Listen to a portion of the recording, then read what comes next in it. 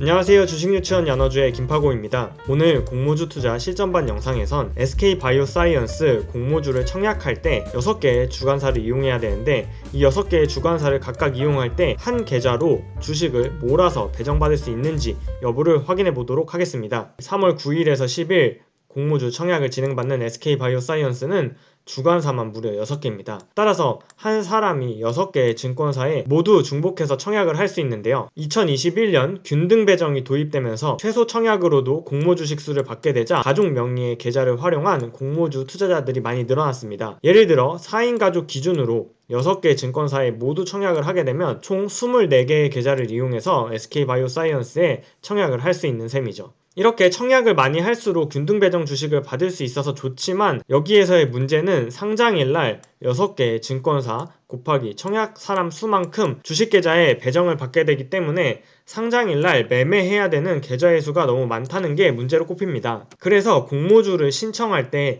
만일 내가 24개의 계좌가 아니라 1개의 계좌로 지정해서 전부 주식을 입고받을 수 있다면 문제가 간단히 해결되는데요. 공모주를 입고받을 수 있는 경우의 수를 먼저 따져보면 배정받는 주식을 같은 증권사로 입고시키는 경우에는 본인 명의 혹은 타인 명의 모두 대표 계좌를 지정해서 받을 수 있음을 확인했습니다. 다만 여기서 문제가 되는 건 타사 계좌로 입고할 수 있는지 여부인데요.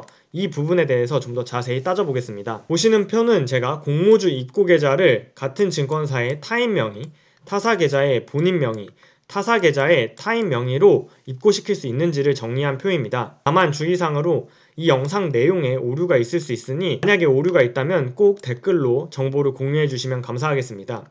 여기서 해당 표를 보실 때의 주의사항으로 해당 표는 공모주를 청약할 때 입고 계좌를 타사로 지정할 수 있는지 여부를 표시한 겁니다. 주식을 타 증권사로 옮기는 가장 기본적인 방법은 타사 대체 출고인데요. 타사 대체 출고는 어느 증권사나 가능합니다. 이는 영상 뒤에서 자세히 설명드리고요. 저는 공모주를 입고시킬 때 타사로 바로 입고시킬 수 있는지 여부를 따져보는 가장 기본적으로 같은 증권사의 경우에는 타인 명의의 입고가 가능합니다. 예를 들어서 같은 증권사의 경우에는 나, 그리고 배우자, 그리고 자녀가 있는 경우에 각각 증권사에 청약을 한 다음에 한 계좌를 대표 계좌로 지정해서 몰 수가 있게 되는 거죠. 6개 증권사 모두 같은 증권사의 타인 명의로는 입고를 지정할 수 있는 것으로 확인되었습니다.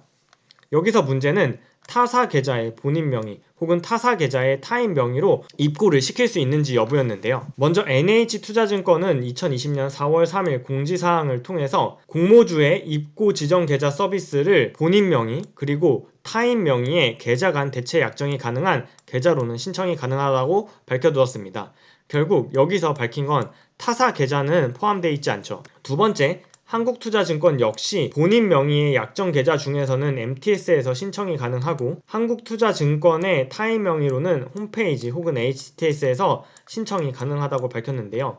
홈페이지에 인터넷 뱅킹 메뉴에 있는 청약 주식 2차 계좌 등록에 있으면 한국투자증권의 타인 명의로도 청약 주식 2차 계좌를 등록해 놓으면 주식을 입고시킬 수 있는 것을 확인했습니다.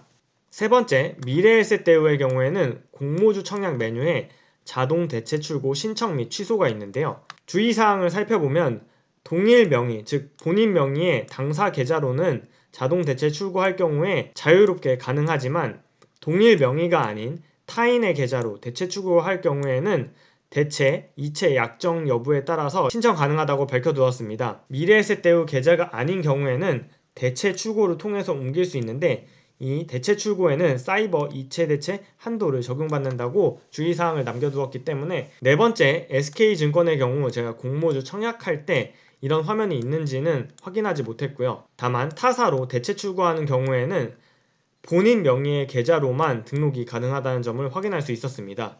다섯 번째, 삼성증권의 경우에는 청약 시에 입고 계좌 구분을 청약 계좌, 삼성 본인 계좌, 삼성 타인 계좌로 구분함으로써 타인 명의의 삼성증권 계좌로는 가능한 것을 확인할 수 있지만 삼성증권이 아닌 타사로는 입고가 불가능한 것을 확인할 수 있었고 마지막으로 하나금융투자 역시 환불 입고 계좌를 선택할 때 대표 계좌, 즉 하나금융투자의 타인 명의로는 입고시킬 수 있어서 가족 계좌의 경우에는 대표 계좌로 가능하지만 타 증권사로의 이체는 신청할 수 있는 화면이 없음을 확인했습니다. 결국 지금까지의 내용을 종합해보면 공모주를 신청할 때 배정 주식을 입고시킬 수 있는 계좌의 지정은 먼저 같은 증권사의 경우에는 대표 계좌로 지정해서 모두 몰아서 받을 수 있습니다.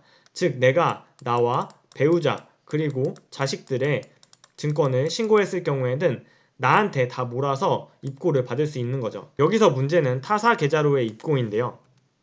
타사의 경우에는 입고 자체를 지정할 수는 없고 입고 받은 물량을 타 증권사로 옮기는 대체 출고라는 메뉴가 있습니다. 모든 증권사에는 증권사의 주식을 타사로 옮기는 타사 대체 출고라는 메뉴가 존재하는데요.